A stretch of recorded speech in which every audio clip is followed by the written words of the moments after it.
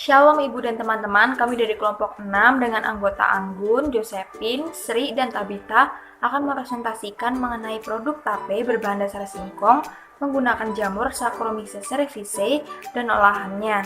Kemudian kami akan menjelaskan mengenai langkah-langkah membuat tape, karakteristik dari jamur yang kami gunakan, dan bagaimana jamur itu bekerja pada saat fermentasi. Kemudian saya akan menjelaskan cara-cara membuat tape. Yang pertama kita mengupas singkong. Nah, kalau seperti yang kita tahu, singkong itu kan kalau kita kupas dia seperti ada licin-licin di bagian luarnya. Nah, kita harus mengupasnya seperti pada gambar di samping ini.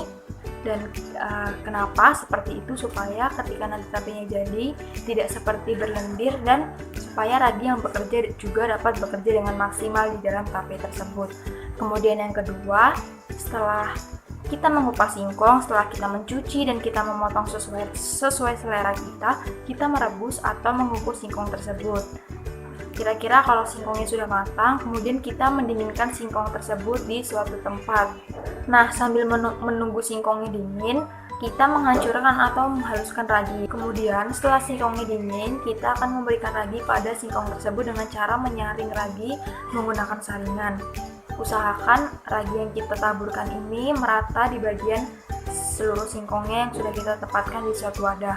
Kemudian kita tutup rapat menggunakan plastik ataupun tutup panci, atau kalau kita menggunakan daun pisang juga bisa. Kemudian nanti kita tutup rapat supaya fermentasi juga dapat terjadi di dalamnya dengan baik. Nah, kita diamkan selama 2-3 hari.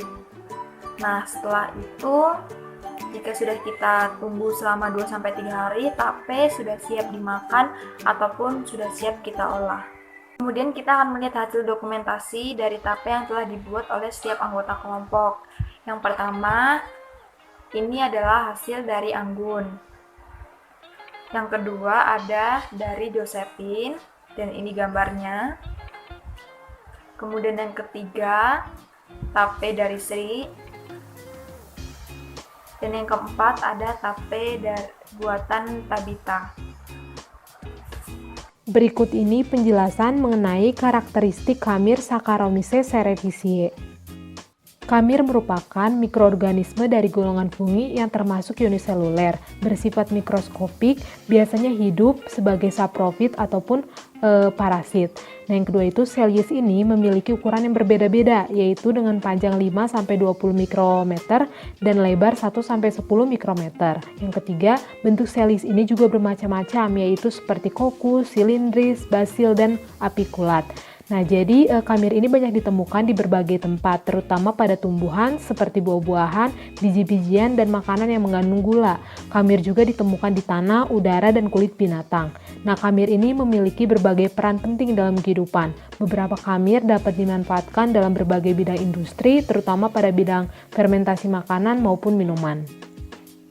Berikut ini taksonominya. Kingdomnya Eukaryota, filumnya fungi, subfilumnya Ascomycota, kelasnya Saccharomycetes, ordernya Saccharomycetales, familynya Saccharomycetaceae, genusnya Saccharomyces, spesiesnya Saccharomyces cerevisiae. Saccharomyces cerevisiae. Nah, yang pertama, Saccharomyces cerevisiae ini merupakan yeast penghasil enzim ekstraseluler yang berpotensi serta memiliki morfologi dan fisiologi yang membedakan dari mikroorganisme lainnya. Yang kedua, Saccharomyces cerevisiae ini merupakan khamir sejati dan tergolong eukariot. Yang ketiga, dapat berkembang biak dengan membelah diri melalui budding cell. Nah, reproduksinya ini dapat dipengaruhi oleh keadaan lingkungan serta jumlah nutrisi yang tersedia bagi pertumbuhan sel. Karakteristik Saccharomyces cerevisiae. Nah, secara morfologi itu hanya membentuk blastospora berbentuk bulat lonjong, silindris, oval atau bulat telur yang dipengaruhi oleh strainnya. Nah, penampilan makroskopiknya ini mempunyai koloni berbentuk bulat, warnanya kuning muda atau kadang itu terlihat seperti putih karena terang gitu. Nah, terus permukaannya berkilau, licin, teksturnya lunak, dan memiliki sel bulat dengan askospora 1-8 buah. Nah, karakteristik Saccharomyces cerevisiae ini memiliki kemiripan dengan Candida tropicalis. Seperti yang telah dibahas di awal bahwa Saccharomyces cerevisiae ini merupakan kamir penghasil enzim ekstraseluler. Nah, kamir ini mempunyai peran penting dan potensinya dalam pengembangan produk-produk pangan, merupakan prospek besar yang masih perlu digali lagi. Nah, pada umumnya jenis mikroorganisme yang digunakan dalam produksi bioetanol adalah Saccharomyces cerevisiae ini.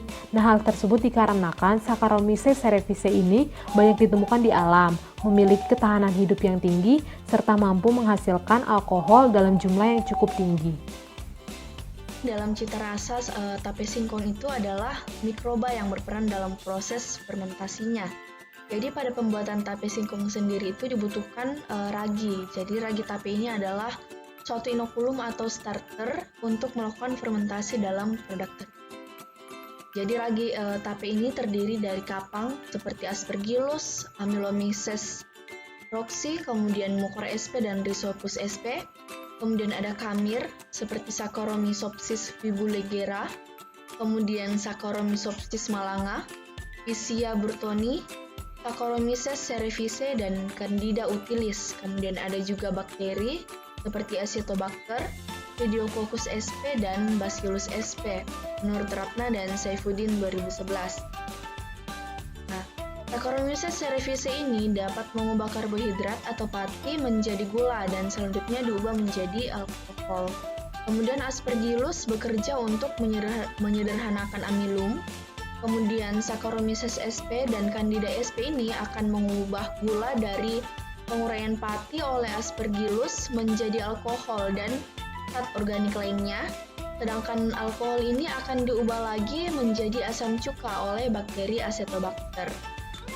Jadi mekanisme fermentasi tape, yang pertama itu hidrolisis pati menjadi glukosa oleh enzim amilase yang dihasilkan oleh kapang, kamir ataupun bakteri yang bersifat amilolitik. Nah, jadi enzim pemecah karbohidrat ini dibagi menjadi 3 golongan, yaitu alfa amilase, kemudian beta amilase, dan amiloglukosidase. Nah, jadi hasil pemecahan pati oleh amiloglukosidase berupa molekul-molekul glukosa atau disebut sebagai tahap sakarifikasi. Selanjutnya, pembentukan alkohol pada fermentasi tape ini berasal dari penguraian glukosa oleh enzim simase yang dihasilkan oleh kamir Saccharomyces cerevisiae. Jadi alkohol yang dihasilkan dari penguraian glukosa oleh kamir akan dipecah menjadi asam asetat pada kondisi aerobik. Selanjutnya akan dilanjutkan oleh teman saya. Menurut penelitian Aini dan Ulandari tahun 2016, alkohol yang dihasilkan dari suatu proses fermentasi tape itu berdasarkan jumlah kamir yang ada atau jumlah ragi sebanyak apakah ragi yang ditambahkan. Karena masalahnya bukan kepada singkongnya punya karbohidrat jenis apa, tetapi ditentukan oleh jamur Saccharomycesnya. Jadi monosakarida ataupun disakarida itu sebenarnya dapat dikonversi oleh Saccharomyces cerevisiae. Dan nanti Saccharomyces cerevisiae ini memiliki 2 enzim, yaitu enzim invertase dan zimase. Yang keduanya ini akan berkolaborasi untuk mengonversi monosakarida ataupun disakarida. Enzim invertase inilah yang akan mengubah disakarida menjadi monosakarida. Lalu setelah itu monosakarida baru diproses oleh enzim zimase seperti yang sudah dijelaskan Anggun pada slide sebelumnya, bahwa monosakarida ini akan diubah menjadi alkohol dan juga CO2 seperti itu. Nah, kita lihat di sini faktor-faktor yang berpengaruh pada proses fermentasi tape, karena kita lihat dari hasil yang kami dapatkan melalui percobaan kami berempat itu ada perbedaannya. Jadi ternyata jamur Saccharomyces cerevisiae ini bekerja secara efektif ketika suhunya itu 25 derajat Celcius sampai 30 derajat Celcius. Kalau terlalu panas, Saccharomyces cerevisiae ini akan mati.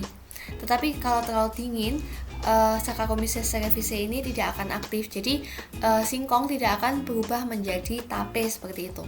Yang kedua adalah kelembapan. Kelembapan ini harus tepat karena ketika dia terlalu lembab, nanti mikroba lainnya akan tumbuh seperti itu. Nah, yang ketiga adalah jenis dan konsentrasi ragi. Ragi yang kalian pakai adalah ragi yang bundar seperti ini dan warnanya putih. Nah, kalau misalkan dia terlalu banyak, tapenya akan terlalu lunak karena kita tahu berarti di situ mengandung Saccharomyces cerevisiae yang lebih banyak, seperti itu kan. Tapi kalau misalkan terlalu sedikit, singkongnya juga tidak akan menjadi tape seperti itu, tidak menjadi tape secara sempurna, tetap menjadi keras seperti tekstur singkong pada umumnya seperti itu, karena kurang efektif kalau misalkan jumlahnya itu tidak tepat seperti itu.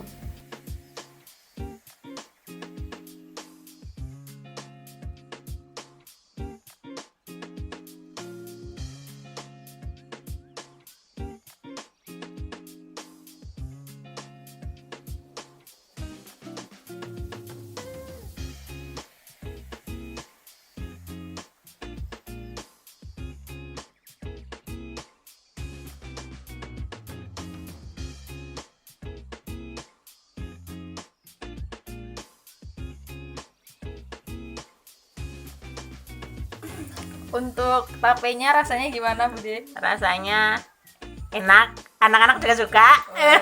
Manis kah? Apa kurang manis? Setengah pas di lidah.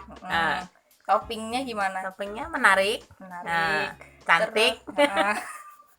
Terus tampilannya? Tampilannya menarik juga, cantik juga. Terus mereknya? Mereknya bagus lah, Tanyus. Tanyus kan?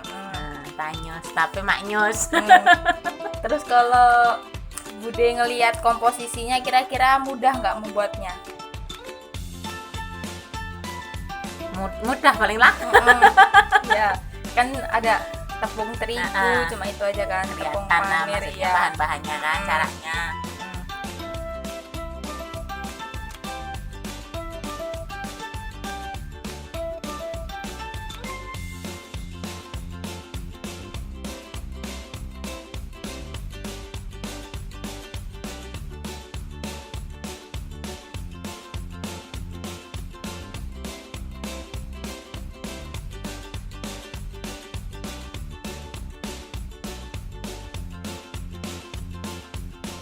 Oke Ibu, terima kasih sudah mencoba untuk beli produk kami ya. Nah, pertama-tama saya mau nanya nih, kalau tentang kemasannya menurut Ibu bagaimana? Kemasannya satu sederhana, dua karena transparan, produknya terlihat, Iya. tiga karena dimasukkan dalam mika tertutup, jadi higienis, kelihatan bersih, diberi alas daun, itu cantik, Kalau penampilan produknya sendiri, menurut Ibu gimana? menggoda. Tape itu kan biasanya benyek, ini kelihatan keset, dan warna bakarannya itu cantik, tidak berminyak, jos. Bu, jadi rasanya menurut Ibu gimana? Kalau saya sebagai orang yang sudah tua, setengah bayalah. Tidak terlalu manis, manisnya pas. Kemudian rasa strong tapenya juga tidak terlalu, sehingga aman untuk dikonsumsi. Oh iya, terima kasih Ibu untuk testimoninya ya. Oke, Iya, beli lagi ya Bu. siap.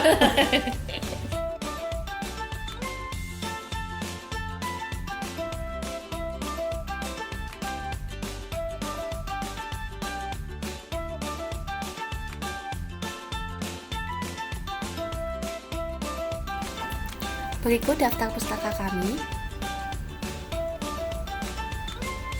Terima kasih telah menyaksikan. Tuhan Yesus memberkati.